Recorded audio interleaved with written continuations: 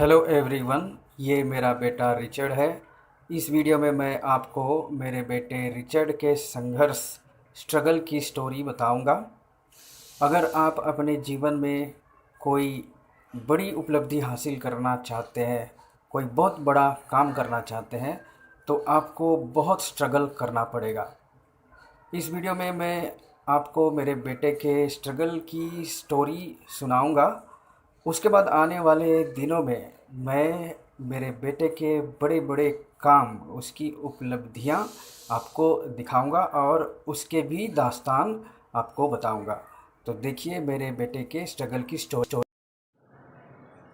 Delivery के पहले से ही मेरे बच्चे का हार्ट बीट 225 पर मिनट था।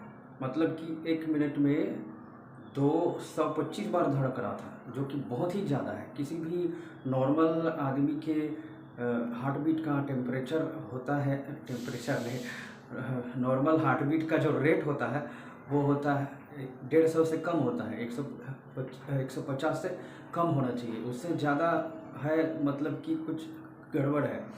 और ज़्यादा से ज़्यादा 200 तक हो सकता है, 225 पर मिनट मतलब कि बहुत ज़्यादा प्रॉब्लम। तो ये एक तो हार्ट बीट का प्रॉब्लम था और दूसरा वो बहुत तेज़ी से सांस ले रहा था। आप जानते हैं कपालभाति प्राणायाम। कपालभाति प्राणायाम में क्या करते हैं, पेट को अंदर लेना पड़ता है और ज़ोर से धक्का मार के, झटका मार के उसको बाहर करना पड़ता है। मैं आपको करके दिखाता हूँ, पेट नहीं लेकिन कपालभाति करता हूँ तो दिखेगा आपको। इस तरह से कपालभाति प्राणायाम करते हैं। आपने बाबा रामदेव को देखा होगा या आप योगा करते हैं तो आप जानते हैं इस तरह से कपालभाति प्राणायाम किया जाता है। आप कितने देर तक कपालभाति प्राणायाम कर सकते हैं और कितने बार हो सकता है? 30-40 बार कर सकते हैं ज़्यादा से ज़्यादा। केवल कपालभाति प्राणायाम आप कितने देर तक कर सकते हैं? 25 या 30 मिनट तक कर सकते होंगे या 1 घंटे तक कर सकते होंगे। उससे ज़्यादा शायद ज़रूरी भी नहीं है और आप नहीं भी कर पाएंगे। मेरा बेटा इसी तरह से, मतलब ऐसे सांस लेना कपालभाति की तरह से, इस तरह से वो सांस लेता रहा 7 दिनों तक, लगभग 7 दिनों तक लगातार। आप ज़रा सोच करके देखिए कितनी स्ट्रेसफुल होती है ये क्रिया। और जो हार्ट बीट का जो मैंने रेट बताया वो भी 150 से ऊपर। मैंने आपको बताया 225 पर मिनट। तो ये धीरे धीरे कम हो रही थी, उसके बावजूद भी ये हमेशा जन्म के बाद से लगभग 7 दिनों तक 180 के ऊपर ही थी। बहुत बड़ी प्रॉब्लम थी। और डॉक्टर ने बाद में मुझे बताया कि हो सकता है, पहले डॉक्टर ने ये बात नहीं बताई मगर उसने ये बताई कि उसके लंग्स में इन्फेक्शन हो गया है। और उसने ये नहीं बताया कि वो जन्म से ही लंग्स में इन्फेक्शन था या इस तरह से तेज़ सांस लेने के बाद से लंग्स में इन्फेक्शन हुआ। तो ये क्लियर नहीं हो पाया और मैं इस पर ज़्यादा गहराई में जाना नहीं चाहता हूँ। बस इतना बताना चाहता हूँ कि बहुत ही स्ट्रेसफुल कमिंग थी मेरे बेटे की इस दुनिया में। और आप जानते हैं कि जब बच्चा पैदा होता है तो लोग कहते हैं कि 10 या 15 मिनट के बाद उसके मुंह में दूध 3 या 4 चम्मच डाल दिया जाता है। और अगर बच्चे का नॉर्मल डिलीवरी हुआ है तो घंटे भर में उसकी माँ उसको दूध पिलाती है। मेरे बच्चे का ये स्थिति मैंने आपको बताया।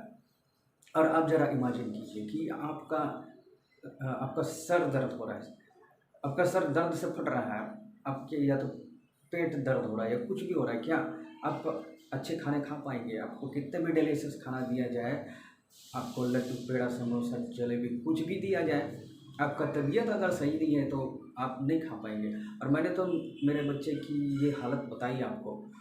और इस हालत में मुझे लगता है 24 से 48 घंटे तक उसके मुंह में कोई भी इस तरह से दूध नाम का चीज़ नहीं गया, क्योंकि वो तो एक तेज़ गति से सांस ले रहा था, हाँफ रहा था, हार्ट बीट बहुत तेज़ थी, तो कहाँ उसको दूध पीने की सुध हो सकती थी।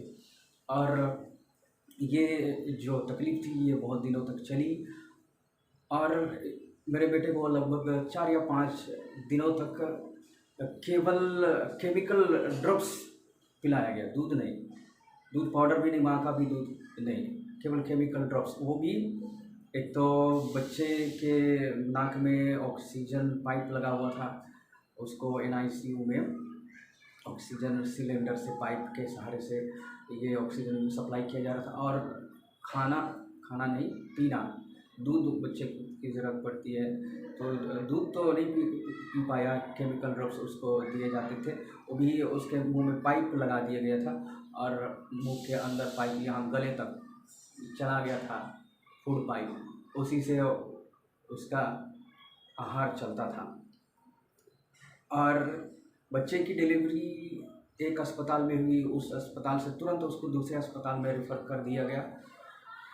और मम्मी की हालत भी सिजेरियन ऑपरेशन हुआ था, तो वो बहुत अच्छी नहीं थी, इस वजह से मम्मी बच्चे को देख नहीं पाई। लगभग जन्म के 10 दिनों के बाद बच्चे से मिलने गई, तो बच्चा तो सो रहा था और मम्मी उस हालत में बच्चे को छू भी नहीं सकी। बच्चे को देखा उसने, लेकिन बच्चे ने मम्मी को नहीं देखा। बच्चे ने मम्मी को जन्म के 20 दिन के बाद देखा, और जब बच्चा मम्मी को देखा, उसके बाहों में गया, दूध पीना शुरू किया, तो वो लगा रहा लगभग 8-9 घंटे तक मम्मी के छाती से, सीने से लगा रहा। बीच बीच में मतलब नींद सोता रहता था 8-9 घंटे तक, तो बीच बीच में उठ करके दूध पीता रहता था। तो ये समस्या मेरे बच्चे के साथ। और मैंने आपको बताया जिस हॉस्पिटल में बच्चे की डिलीवरी हुई, उस हॉस्पिटल से दूसरे हॉस्पिटल उसे रेफ़र कर दिया गया, अंबिकापुर में। वहाँ 10 दिनों तक इलाज चलता रहा, लेकिन वहाँ के डॉक्टरों ने कहा कि यहाँ अब इसका इलाज नहीं हो पाएगा, तो बच्चे को अंबिकापुर से रायपुर लाना पड़ा। और जब हम बच्चे को अंबिकापुर से रायपुर लेके आ रहे थे, तो मम्मी को हम लेके नहीं आए, क्योंकि बहुत दूर है अंबिकापुर से रायपुर, लगभग 8 घंटे लगते हैं, पर हमें 9 घंटे लगभग लगे। हम रात के 1 बजे निकले थे और लगभग 9 बजे हम रायपुर पहुँचे। तो इस दरमियान बच्चे को ऑक्सीजन सिलेंडर से ही हवा दी जा रही थी उसके नाक में, लेकिन इस 9 घंटे में बच्चे के लिए किसी भी तरह से फूड सप्लाई नहीं दी गई, क्योंकि मैंने आपको बताया कि उसके लिए जो फूड था वो पाइप से दिया जाता था, पाइप यहाँ तक अंदर उसको डाला हुआ था। और अगर हम अंबिकापुर से रायपुर आते और इसी हालत में उसको लेके आते, तो रास्ता बहुत ख़राब है, बहुत जर्किंग होती है, बड़ खाबड़ रास्ता है, बहुत हिलाता डुलाता, किसी तरह से इधर उधर हो जाने से बच्चे को और ख़तरा हो सकती थी। इसीलिए 9 घंटे तक छोटा बच्चा, मासूम बच्चा, बिना कुछ पिए उतना दूर तक आया।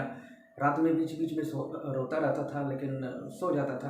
पर सुबह सुबह 6 बजे के बाद से ही उसको बहुत भूख लगने लगी और वो बहुत रोता था। मम्मी को हम साथ में लेकर नहीं आए थे और किसी तरह से उसको फीड करने की हमारे पास सुविधा नहीं थी, तो बच्चा बहुत रोता रहता था। 6 बजे से रोना चालू किया, 6, 7, 8 बजे तक बीच बीच में बहुत रोता था। और 9 बजे हम जब रायपुर पहुँचे, तो जैसे ही हम अस्पताल पहुँचे, पहले से हमने इन्फॉर्म कर दिया था अस्पताल वालों को, तो पहुँचते के साथ उन लोगों ने बच्चे को ले लिया और यहाँ रायपुर में एनआईसीयू में एडमिट कर दिया। उसके बाद इलाज चलती रही। 2-3 दिन के बाद एनआईसीयू से बच्चा बाहर आ गया, नॉर्मल सांस लेने लगा, बहुत लोगों की दुआ की वजह से। इस तरह से मेरा बेटा अभी स्वस्थ हो गया है, बहुत अच्छा हो गया है। और आपसे मैं निवेदन करूँगा कि आप मेरे बेटे के वीडियोस ज़रूर देखिए, लाइक कीजिए, कमेंट कीजिए, गॉड ब्लेस यू बोलिए, मुझे अच्छा लगेगा। और इस तरह से आप गुड विशेस एक्सप्रेस कीजिए मेरे बच्चे के लिए। Thank you so much for watching my video.